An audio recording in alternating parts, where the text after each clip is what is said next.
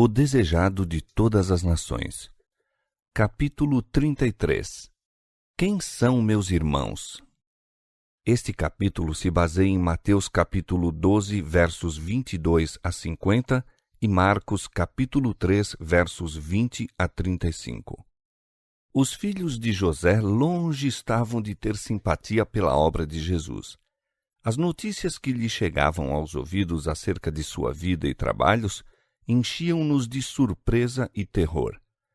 Ouviram que dedicava noites inteiras à oração, que durante o dia era oprimido por grande quantidade de gente e não se permitia sequer o tempo necessário para comer. Os amigos achavam que se estava consumindo por seu incessante labor. Não podiam explicar a atitude que tinha para com os fariseus, e alguns havia que receavam pelo equilíbrio de sua razão. Isso chegou aos ouvidos de seus irmãos, bem como a acusação dos fariseus de que ele expulsava demônios pelo poder de Satanás. Sentiram vivamente a vergonha que lhes sobrevinha devido a seu parentesco com Jesus. Sabiam que tumulto suas palavras e obras ocasionavam, e não somente se alarmavam com as ousadas declarações dele, mas ficavam indignados com a acusação que fazia aos escribas e fariseus.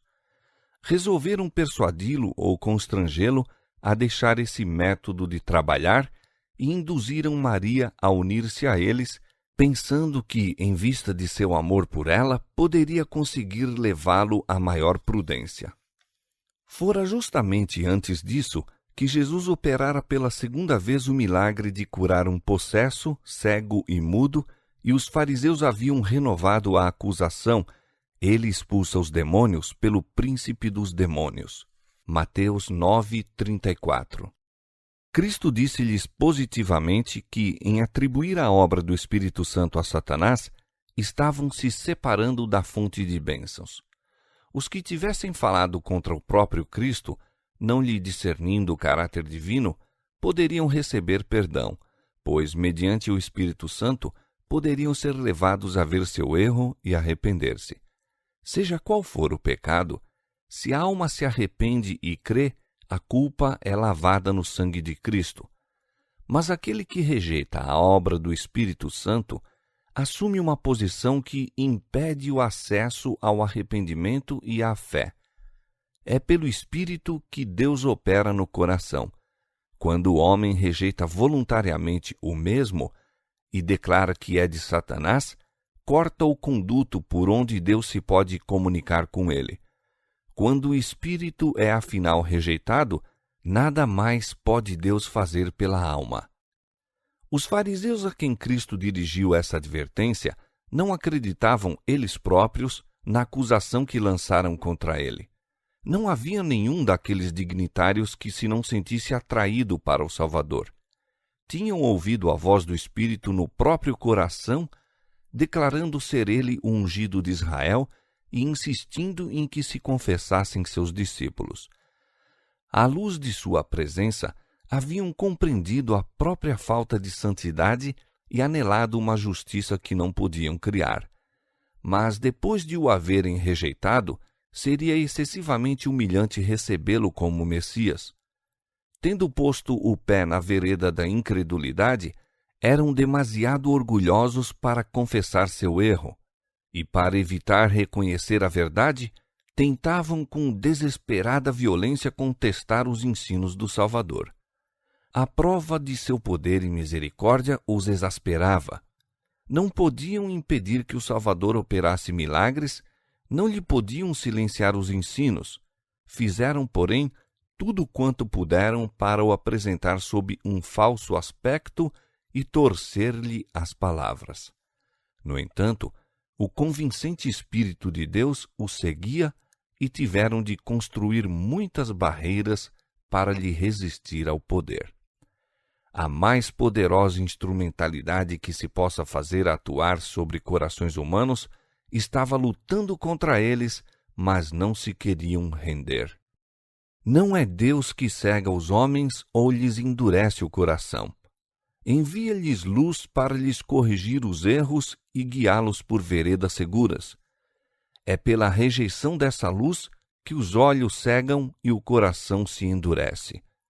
Muitas vezes o processo é gradual e quase imperceptível. A luz chega até a alma por meio da palavra de Deus, de seus servos ou diretamente por seu espírito. Mas quando um raio de luz é rejeitado, dá-se o parcial entorpecimento das percepções espirituais e a segunda revelação da luz é menos claramente discernida. Destarte aumenta a treva até que se faz noite na alma. Assim se dera com esses guias judeus. Estavam convencidos de ser Cristo assistido por um poder divino, mas a fim de resistir à verdade, atribuíam a obra do Espírito Santo a Satanás. Procedendo desse modo, escolhiam deliberadamente o engano, renderam-se a Satanás e daí em diante foram regidos por seu poder.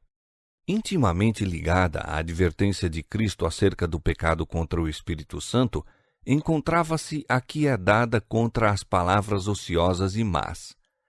As palavras são um indício do que se acha no coração. Da abundância do seu coração fala a boca.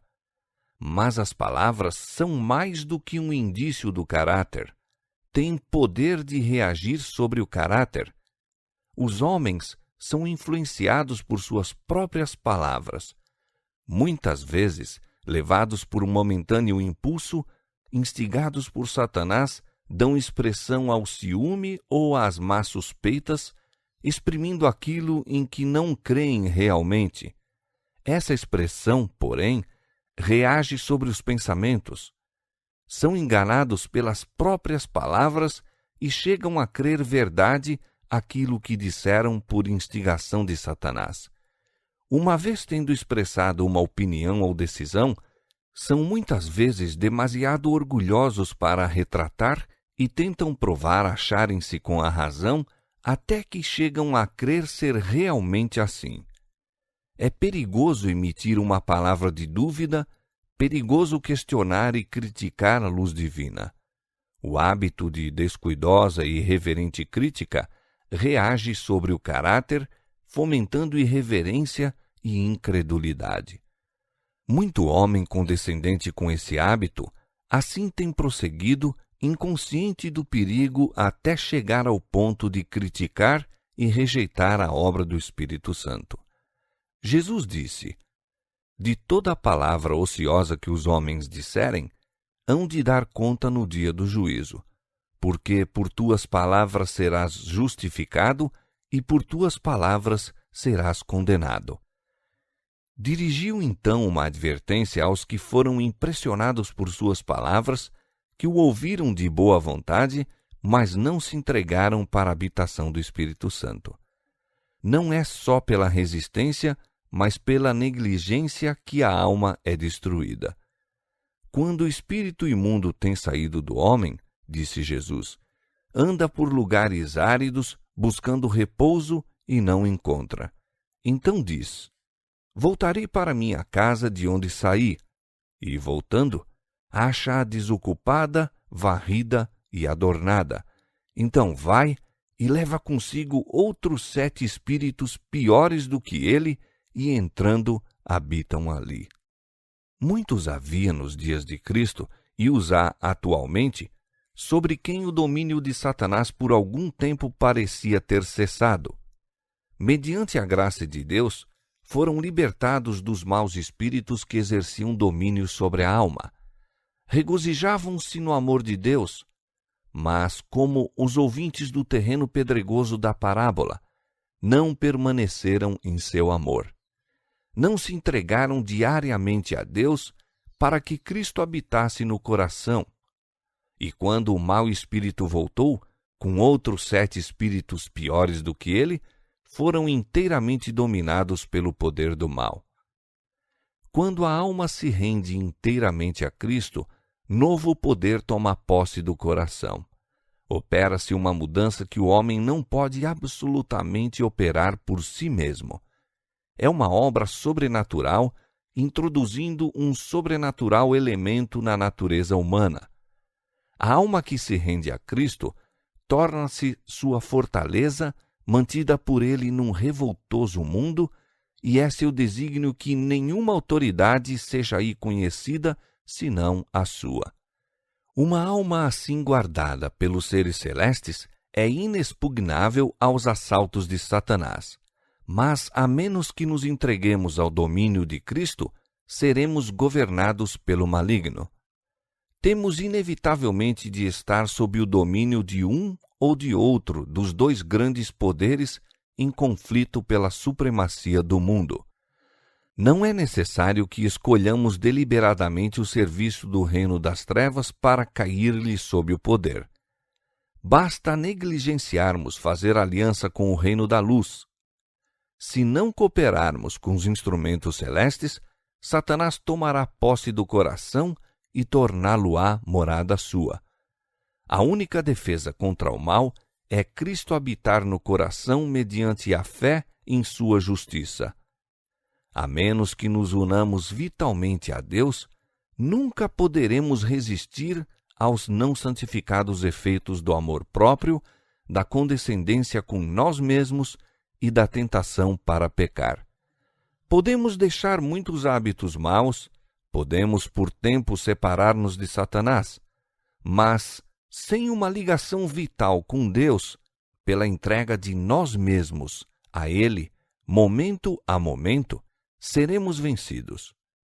Sem conhecimento pessoal com Cristo e constante comunhão, achamo-nos à mercê do inimigo e havemos, afinal, de fazer-lhe a vontade.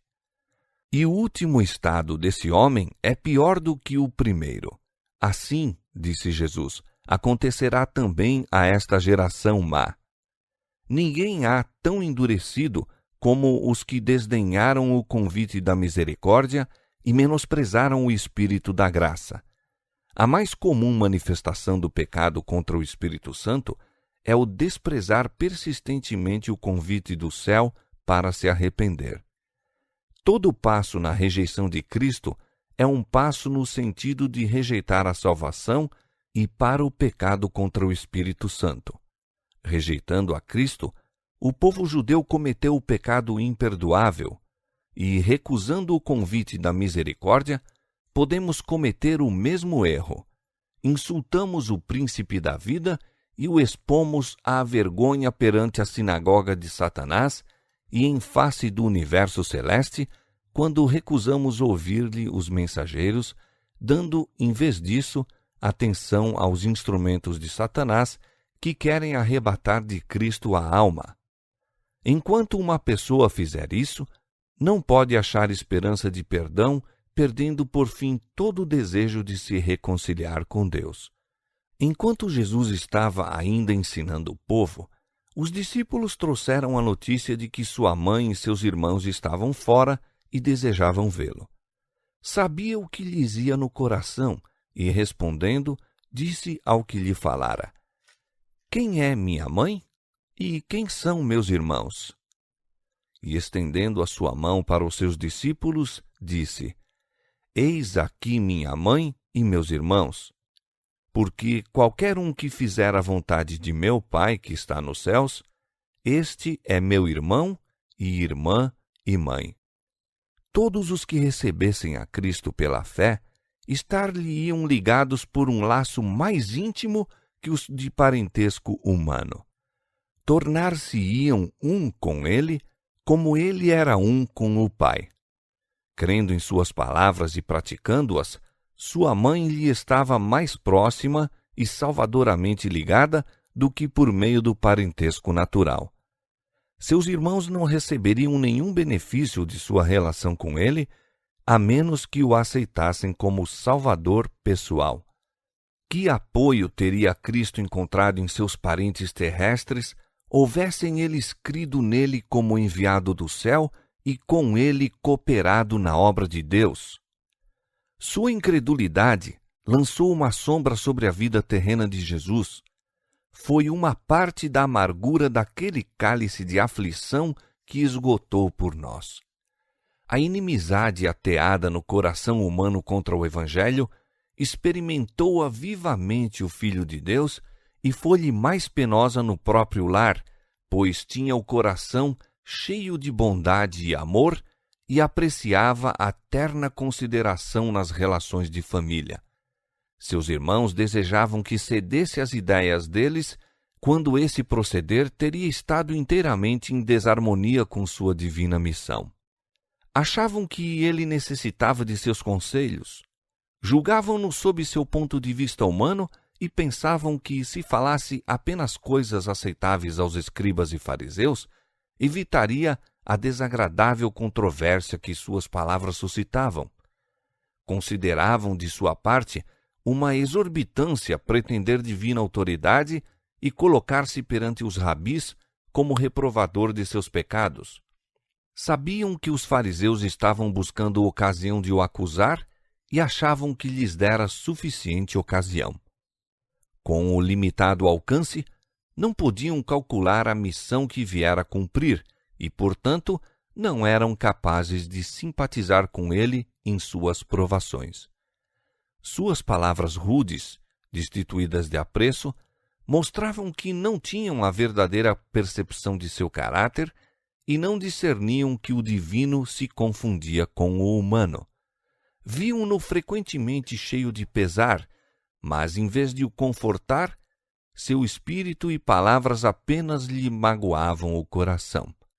Sua natureza sensível era torturada, mal entendidos os motivos que o impeliam, mal compreendida a sua obra. Seus irmãos apresentavam muitas vezes a filosofia dos fariseus, batida e mofada pelo tempo, e ousavam pensar que podiam ensinar àquele que compreendia toda a verdade e entendia todos os mistérios. Condenavam francamente o que não podiam compreender. Suas censuras eram-lhe vivas reprovações, e sua alma consumia-se e enchia-se de aflição. Professavam fé em Deus e o julgavam estar reivindicando quando o tinham ao próprio lado em carne e não o conheciam. Estas coisas tornaram espinhosa a vereda que Jesus devia trilhar. Tão penosos lhe eram os mal-entendidos no próprio lar, que experimentou alívio em ir para onde os mesmos não existiam. Um lar havia que ele gostava de visitar, o de Lázaro, Maria e Marta, pois na atmosfera de fé e amor seu espírito tinha repouso. Ninguém, entretanto, havia no mundo capaz de compreender-lhe a divina missão ou saber a responsabilidade que sobre ele pesava pelo bem da humanidade.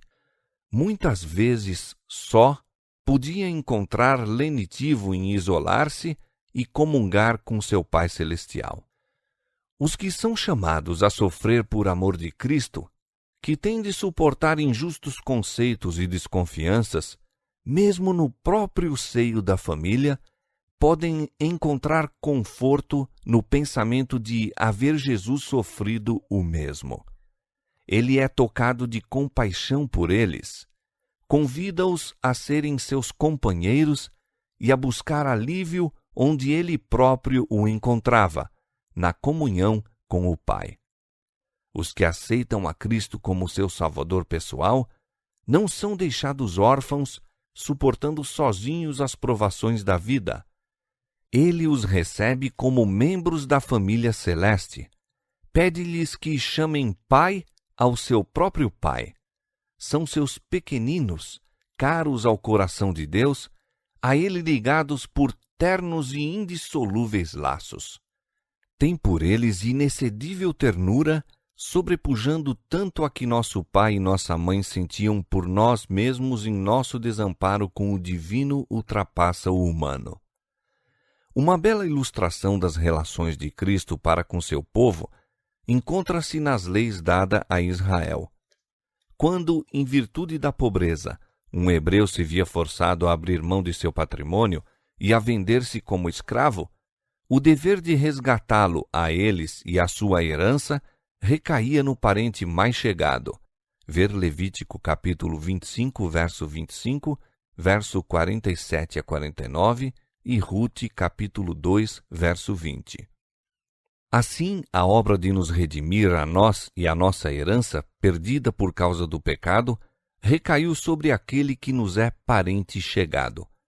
Foi para resgatar-nos que ele se tornou nosso parente, mais achegado que o pai, mãe, irmão, amigo ou noivo é o Senhor nosso Salvador. Não temas, diz ele, porque eu te remi. Chamei-te pelo teu nome, tu és meu. Desde que tu te fizeste digno de honra diante de meus olhos e glorioso, eu te amei, e te entregarei os homens por ti e os povos pela tua vida. Isaías capítulo 43, versos 1 e 4. Cristo ama os seres celestiais que lhe circundam o trono. Mas quem explicará o grande amor que nos tem amado? Não o podemos compreender, mas podemos sabê-lo real em nossa própria vida. E se mantemos para com ele relações de parentesco, com que ternura devemos olhar os que são irmãos e irmãs de nosso Senhor? Não devemos estar prontos a reconhecer as responsabilidades de nosso divino parentesco? Adotados na família de Deus, não devemos honrar a nosso pai e nossos parentes?